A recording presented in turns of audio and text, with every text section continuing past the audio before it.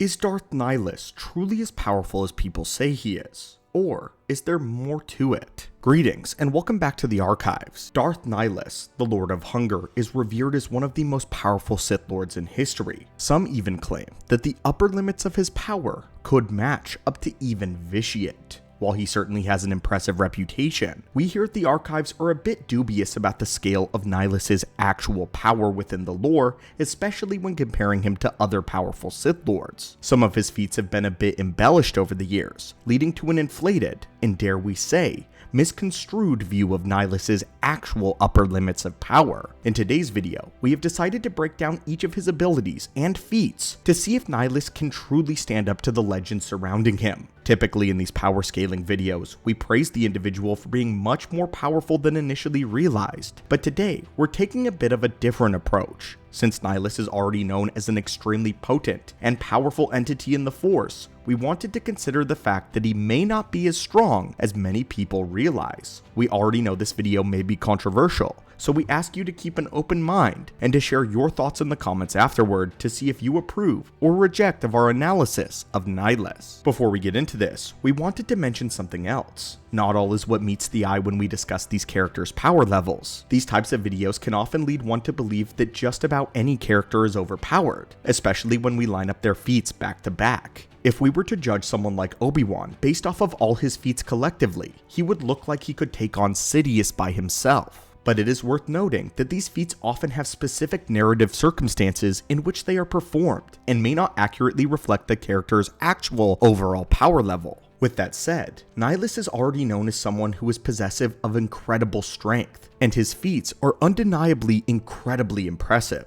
But this ancient Sith has also garnered a false profile as a straight-out planet buster that could functionally replace even the Death Star. And not only this, but many believe that there is literally no one that could kill Nihilus on his worst day other than a full potential Anakin. And this of course is just blatantly untrue. So, with all of that said, let's discuss Nihilus's actual power. But first, these videos do require a lot of effort, so if you've been enjoying, it would help us out a great deal if you could like the video and maybe even consider subscribing. It is your destiny. We have foreseen it. There is much knowledge for you to uncover in our archives. Now, back to the Lord of Hunger. The obvious place to begin would be to talk about his ability of Force Drain, and the misconceptions that surround it. But let's save that as the finale, and first, address his other categories of abilities, because in these, we have a lot to respect for Nihilus, as we have not seen such a power demonstrated from anyone other than perhaps Vader, Sidious, or Valkorion.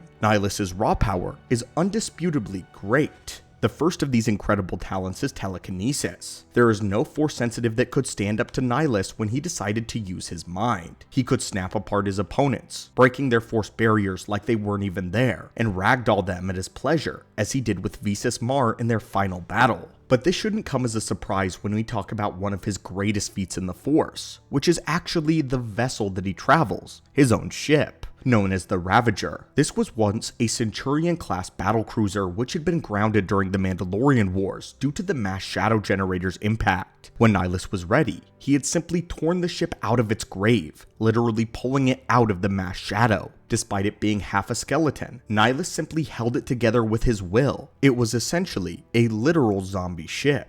It had just enough artificial atmosphere to keep his human laborers alive in it, and enough power for some dim lighting and a few computers. But the weapon systems, life support, hyperdrive, and most everything else was kept alive by Nihilus's singular will. He had even managed to physically reinforce it, as it was much tougher than regular ships. The Ravager alone is a feat of the Force unlike almost anything we've seen before. In the telekinetic category, we'll go ahead and include his power of Force Stun, which Nihilus perfected into Force Plague, the darkest variant of the ability. Typically, one is able to stun an opponent by affecting their mind. This causes a cloud to descend upon their consciousness, which holds them in place in a state of confusion. It's very powerful and useful, but Sith like Nihilus and Traya have taken this a step further with Force Plague. Force Plague works like a fast-acting toxin, horribly debilitating its victims. The effects of the plague continue to worsen over time until it is literally killing their targets. Nihilus' ability to cause pain extended to other areas, including his very voice and even his presence. On the planet of Qatar, every one of the Miraluka species who had heard Nihilus' voice had them suffering in pain and agony,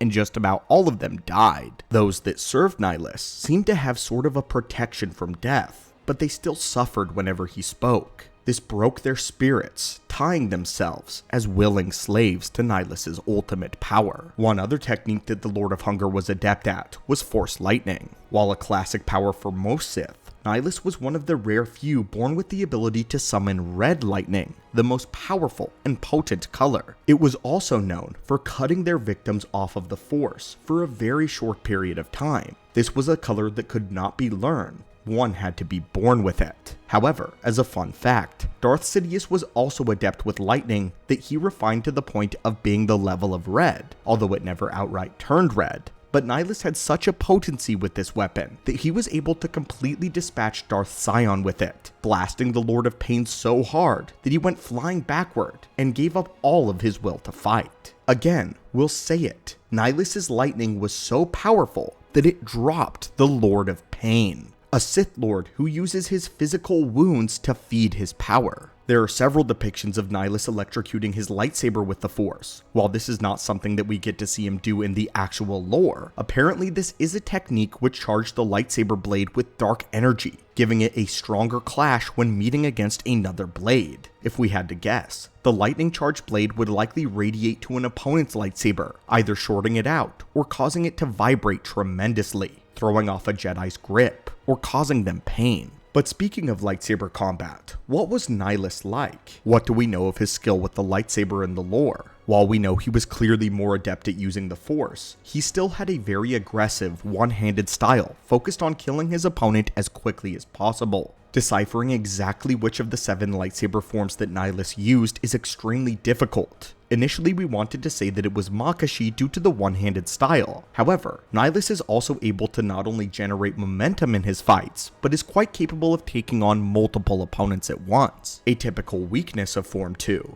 The Dark Lord also employs a lot of jumping strikes to generate strength and momentum.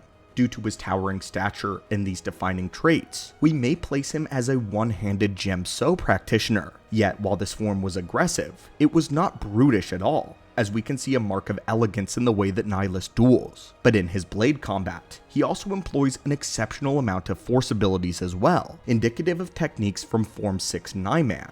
If we had to guess, Nihilus must have taken Sith knowledge learned from Traya and formulated his own style in the pursuit of his own purposes, likely following in the steps of Exar Kun by using a much more aggressive variant of Form 6, a form which focused on Gem-So and Makashi elements in order to craft a deadly style, ensuring that if Nihilus ever had to stoop himself to the level of engaging an enemy with his lightsaber, it would hopefully be over quickly. Nihilus was not a god with the lightsaber, but he was far from a slouch. Despite not caring much for the Sith, Nihilus at least valued it for how it offered him knowledge and aided in his goals. From the Sith, Nihilus learned many esoteric abilities of the dark side. He at least had a working familiarity with even Sith alchemy, as his followers had the ability to dominate the minds of savage beasts. And while we don't see Nihilus doing this, if his followers could do it, we could rest assured that the Dark Lord can as well. Along with this, Nihilus could use other abilities such as Dark Healing and even Essence Transfer. Dark Healing is especially impressive, since healing itself is a foreign ability to the dark side,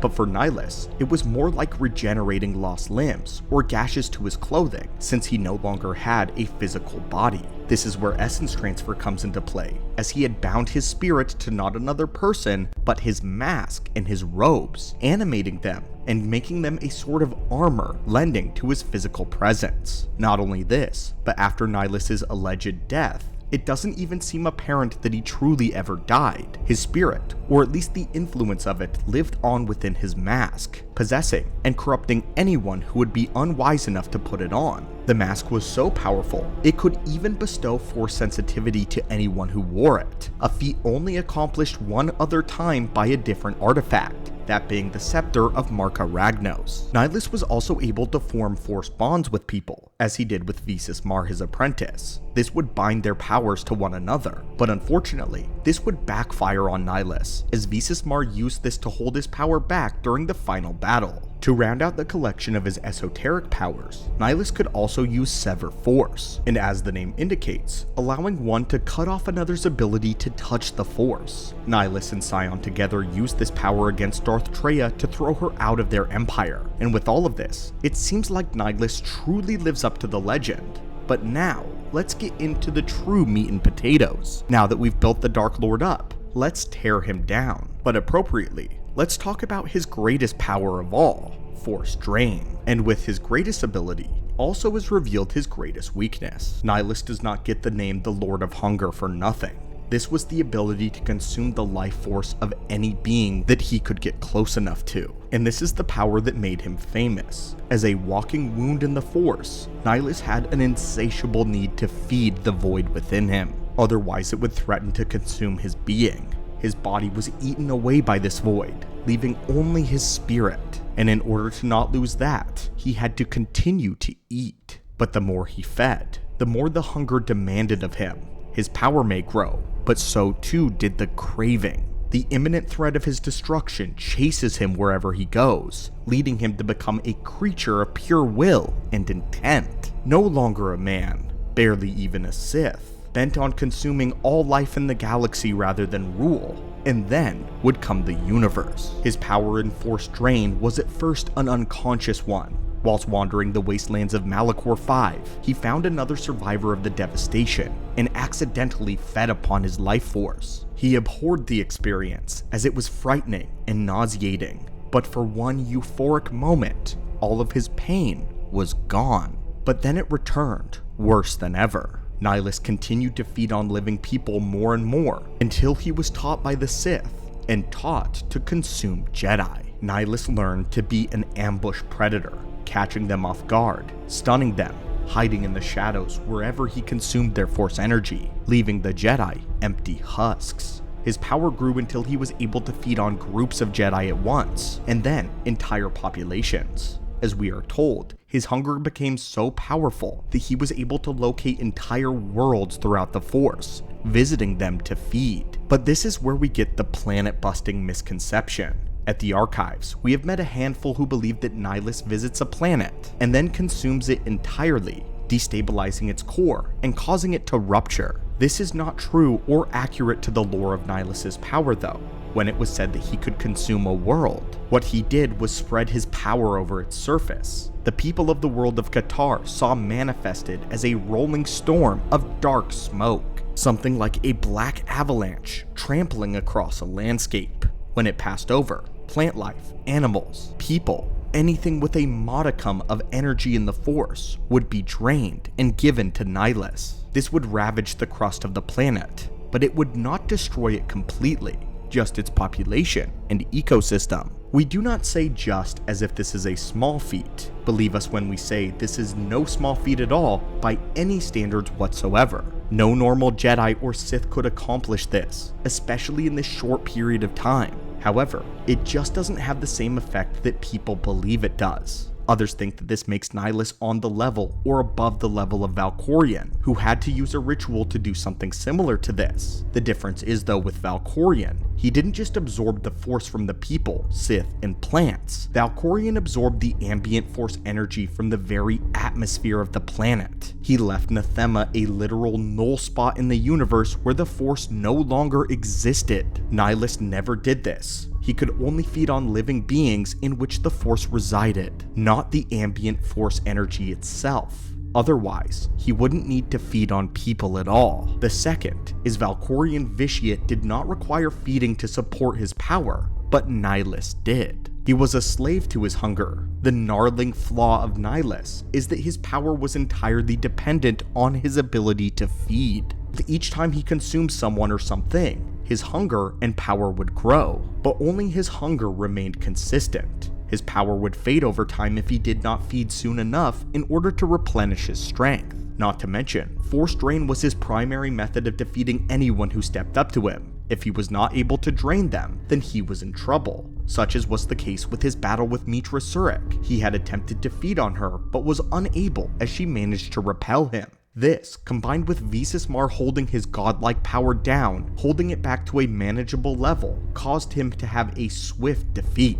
Nihilus' problem is his overall reliance on that one ability. His body forces him to rely on it above all else. Force drain has made him famous and feared, but it is also a massive crutch, and if it is kicked out from under him, he will collapse. The power of Nihilus was undeniably effective. In a galaxy where the Jedi were shadows of their former glory and severely weakened from several wars, Nihilus absolutely stomped all resistance. Even the Jedi Order at their best year would have a difficult time with the Lord of Hunger, but we don't believe that his defeat would be impossible. Many of his feats are a cut above even the strongest levels of Sith. But again, we have to factor in that they were all mostly performed after Nihilus had freshly fed. Unless he maintained a constant diet of planets and Jedi, he would not be able to sustain even half of what we mentioned on a regular basis. But what we can say is, even without the ingestion of massive quantities of life energy, Nihilus was a force to be reckoned with. His followers believed that all other force-sensitive power was pretty much inconsequential to Nihilus's. We can never forget the chilling words of Visas Mar and Tobin when they said this. The extent of his power cannot be put into words, and his perceptions have grown as well. To him, we are dust motes in a storm, a grain upon the beach, and as insignificant as a body that orbits the graveyard of Malachor. Darth Nihilus could even extend the reach of his force abilities as far out as another star system, which he often did in order to locate planets filled with Jedi. But the issue we want to reiterate is that all of those things were said and done when Nihilus was at the absolute peak of his powers. And even at his peak, the potency of his strength washed back and forth depending on when he had fed. He just wasn't this powerful all of the time, which means that if he got caught lacking just at the right moment, he could lose. And importantly, he did lose. But anyway, my friends, what are your thoughts on this? Had you been one of those who believed that Nihilus could take out just about anyone in Star Wars lore? And has your perceptions on the Sith Lord either been increased or decreased by this video holocron? But as always, we would love to hear what you think of Nihilus down in the comments down below. Where does he rank in terms of some of your favorite Sith Lords? And then, where does he rank in terms of power? As always, my friends, thank you so much for visiting the archives today, especially for these longer videos. And as always, may the Force be with you.